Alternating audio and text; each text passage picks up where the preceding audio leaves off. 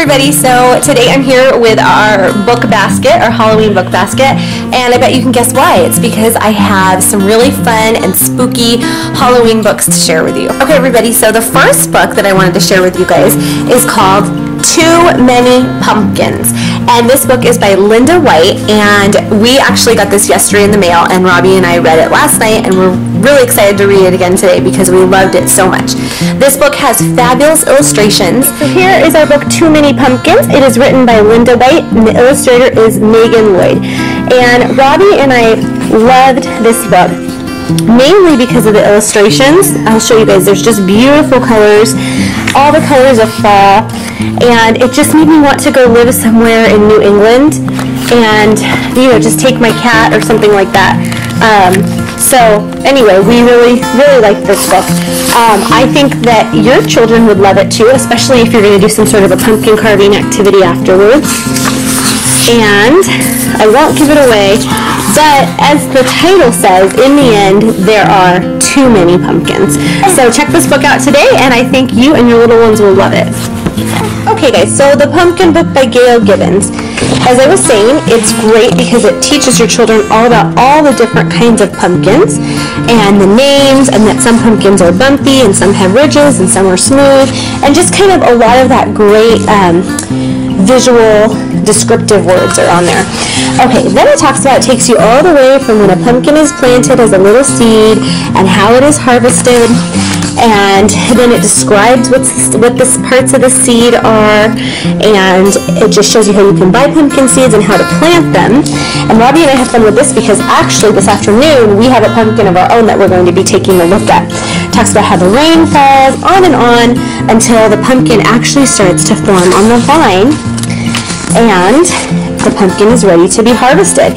And this was great for us because if you watched our previous video, Pumpkin Patch, we just went to a huge pumpkin patch last week, and we actually got to do this. We actually got to cut pumpkins off the vine and see pumpkins that had just been cut and go to a farm stand, and this book really made all this come alive. Then it talks about the largest pumpkins, and in case you didn't know, the largest pumpkin to date was in New York State in 1996, and it weighed 1,061 pounds. Can you guys believe that? That's huge. Then it goes on to talk about Thanksgiving and Halloween, and at the end it tells you how to carve a pumpkin. So the last book I'm going to share with you guys today, and I'll have some more maybe later on in the week, because honestly there are just too many for me to choose just a few out of because I love them all. This book is called How Do You Know It's Fall? And first of all, there's a squirrel on it, which we have a thing for squirrels, we love them, but it explains all the different ways for little ones to start to realize why do you think it's fall? What makes you think it's fall? And it's got descriptive words. It actually is great if you're going to do a nature hike and talk about fall, and it just gives children a way to look outside, and it gives them kind of a map to how to decide whether or not it is fall. There's our little How Do You Know It's Fall, and it is a rookie read about science book, and it is by Alan Fowler. So the first page talks about when the green leaves of summer turn red and yellow and orange and brown, you know it might be fall. Talks about how the birds fly away and kids start to go back to school. It gets cold, so you might have to wear a sweater if you're in some parts of the country. And then it talks about how you might see squirrels gathering nuts and storing them for the winter, and pumpkin patches happen, and you carve pumpkins and put funny faces on them. And then you have Thanksgiving, and this book we loved it. It was great. So I would suggest it's a quick, easy read, especially if you have a new little reader in the house. They might love this, but if not, and you have a preschooler like me, it's also just a great way to teach about the fall. So that is it. Thank you for following along today. Don't forget to subscribe. We just hit 300 subscribers and we're so excited. Be sure to check these books out for your little ones, and I think I'll post another book post at the end of the week so you can see some more of our fun fall books that we've received this week. Hope you guys have a good day, and don't forget to watch tomorrow. Bye. Jacob, can you say no, no, no, no, no, no, no, no. No, no, no, no, no. So we sing this song, and it's a Bible song, and it goes, apples don't grow on pear trees, apples don't grow on pear trees, apples don't grow on pear trees, no apples there, they only grow pears. Oh.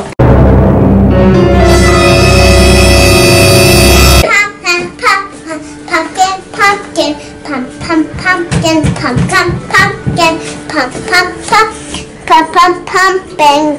Okay, tell us, what are we going to do with this pumpkin? We're going to carve it.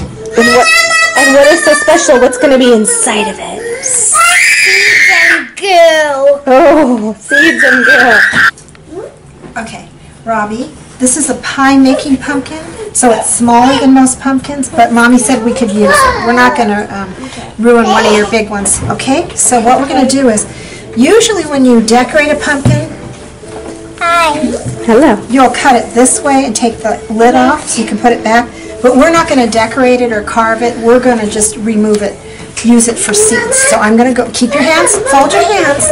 We're going to cut it sideways because we're not carving it. Because we're going to roast the seeds. Right, so you don't ever touch this. You have help with Mommy or Daddy. What do you see in there? Do you know how many pumpkins those seeds would make? No. Like the book we read, you can save them and plant them. Okay, so now this is your job. I'm going to do this one, and you watch me, and then you're going to do that one. We're going to scoop out, this is called the meat of the pumpkin. But it's not real meat. No, it's just the meat of the pumpkin. And we're going to get all the seeds out, and they're gooey. Smells good. Yeah, you too. Okay. Now I'm just going to pull them out with my hand because it's easier. Doesn't that look like hair? Look at that. Look at all that. Okay, so then. It's really goo. Okay, so then I'm going to put this here, and I'm going to cut this for you, and then you can pull it out with your spoon. Okay. Okay, hold the pumpkin with one hand and scoop it out with the other one. It's okay if you get dirty. Yeah, you can always wash your hands. While you do that, I'm going to try to But get can I not pull the hair out?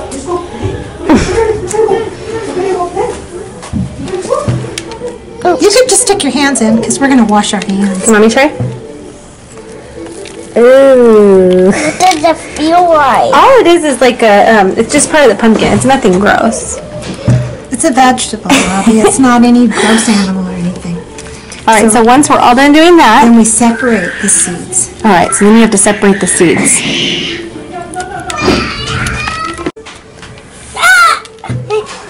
It's kind of fun.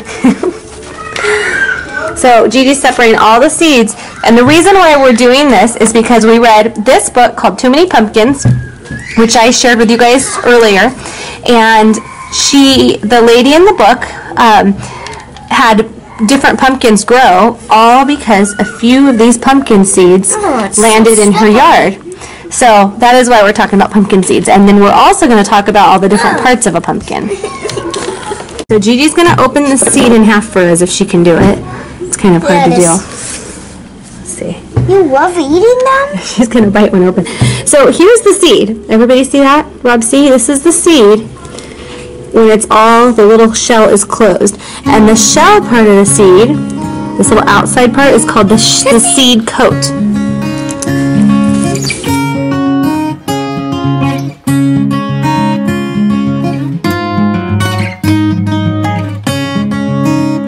So we're going to cook the pumpkin. Hi. Robbie, I'd like you to get your hand. First, get some butter from the butter dish, and don't put your hand in the butter dish. Now, go like this, and just rub it all over the pumpkin, okay?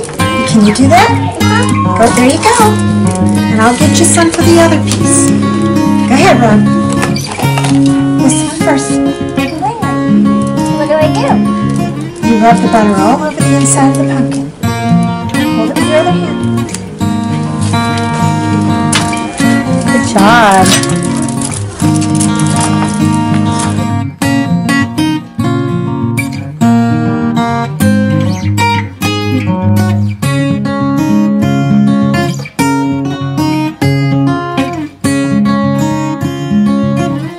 And a stick inside there.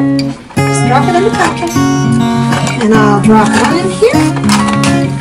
And we're ready to go. A little bit of olive oil. Can I pour some? Okay, just dash it. Dash it. There you go. Dash it. Okay. Then we're going to use this paper towel. And we're going to rub it, rub it, rub it, rub it, rub it. Rub it, rub it, rub it. Rub it, rub it, rub it. Rub it, rub it, rub it. And we're done. It's ready to bake. Also, while we're baking our pumpkin, going to dry out our shells. Dry them out? Well, we're going to let the oven do that, okay? Okay. And after they get all dry, we'll roast them on top of the stove in a pan.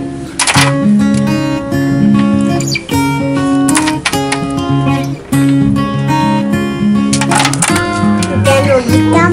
Oh, they're so good. They're full of vitamins. They have magnesium and all these wonderful vitamins that your body needs. That's a lot of seeds for one tiny little pumpkin. Yeah. Can I get some out? Go ahead. Thank you.